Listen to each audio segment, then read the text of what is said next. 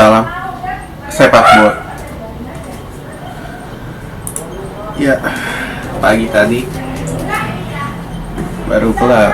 Ada FA Cup, ada Serie A, dan juga ada Liga Spanyol. Nah, kita ulas dulu mulai yang pertama dari Southampton ketemu Arsenal. Ya, Southampton ketemu Arsenal. Nah, Southampton ini mainnya full team ya, dimana ada Danny Ings, Adams, lalu ada motornya Ward-Prowse, lalu ada Walcott juga main, full team lah istilahnya. Ya.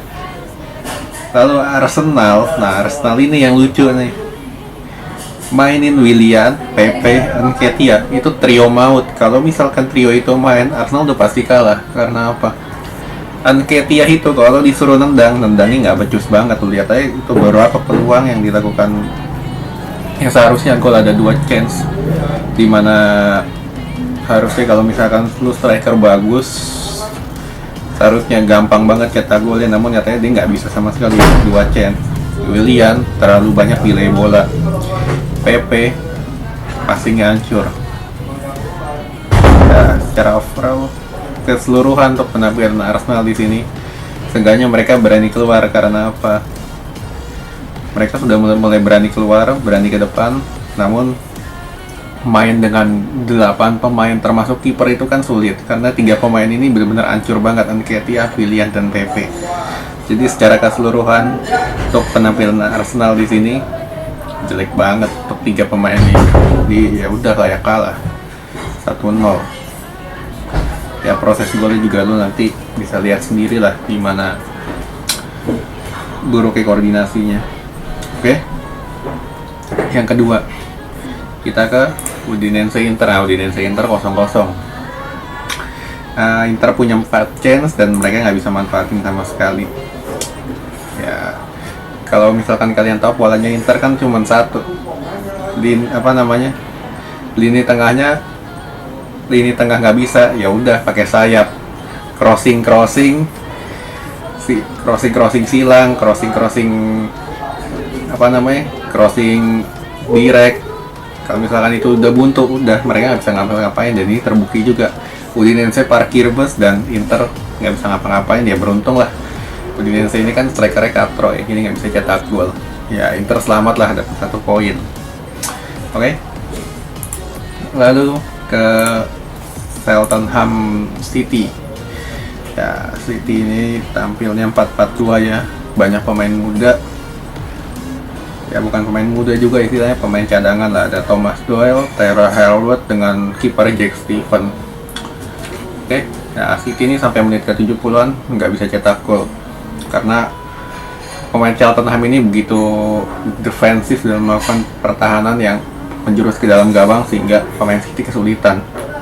Nah baru memasuki menit ke 70-an dibuka oleh Phil Foden yang dengan konsentrasi pemain Tottenham yang udah mulai menurun, baru lahirlah 3 gol tambahan, terutama dari Jesus dan juga Ferran Torres yang melakukan kill the game. Ya ini seharusnya City ini nggak terlalu ada masalah lah, karena sistemnya mereka udah jalan. Oke, nah kita ke selanjutnya. Ada Real Madrid ketemu Deportivo Alaves. Nah Madrid ini yang gue mau kasih tahu, kalau misalkan lini tengahnya diberikan space, maka ya begitu mudah Madrid untuk bisa cetak gol. Ya terutama terlihat juga bagaimana dari Benzema yang menerima umpan dari cross, begitu juga dengan Hazard yang menerima umpan dari cross. Maka dari itu peluang Madrid ini sebenarnya ada di lini tengahnya, trio tengahnya itu aja. Karena di sini para pemain Alaves nggak terlalu memberikan pressure yang tinggi lah istilahnya. Mereka berani bermain terbuka. Untuk Alaves yang gue salut juga, lo lawan Madrid berani main terbuka, istilahnya lo bunuh diri. Ya terbukti juga babak pertama Madrid udah unggul 3-0. Ya di babak kedua Madrid sempat kayak terkecoh ya, ketika Jose Lu mau memanfaatkan ruang yang bisa dicetak gol, gawang Courtois lewat sundulannya itu. Ya sebenarnya itu kalau Ramos sih bisa dicegah lah. Ya lo milih tahu kan, bek baru muda, nggak bisa salahin dia juga. Nah, disusul oleh gol tambahan dari Benzema yang memanfaatkan umpan dari Casemiro atau cross itu yang terakhir. Madrid kill the game 4-1. Jadi kuncinya Madrid di lini tengahnya di match ini secara keseluruhan juga. Oke. Nah, kita yang terakhir, AC Milan. Nah, ini yang menarik nih. Milan ketemu Atalanta. Milan mainin Pierre Kalulu di sektor sektor defender, lalu Meite, Tonali dan Kessie di lini tengah, lalu Castillejo, Ibra dan Rafael Leo.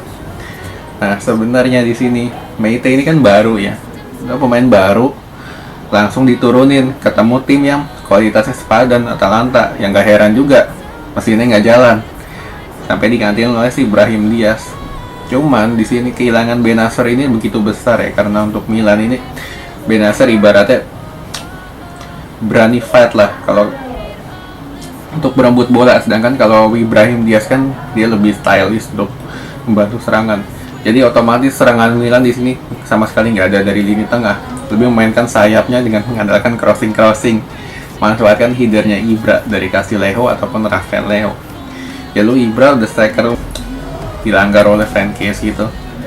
Lalu dari Zapata memanfaatkan sisi ruang kosong dari si Calabria yang telat cover. Jadi secara keseluruhan untuk penampilan Milan di sini, ya lo lihat sendiri hancur banget, terutama dari sisi defensifnya. Jadi kalau misalkan apa yang perlu dibenahi oleh Milan di sini, pertama mereka perlu beli defender wingback yang tangguh dalam sisi defensif. Gua nggak melihat itu ada di Calabria dan juga Theo. Jadi otomatis ketika dua wingback itu maju, nggak ada yang bisa berani melakukan fight di sini. Lo nggak bisa mengharapkan Kessie untuk mengcover seluruh area ruangan kan.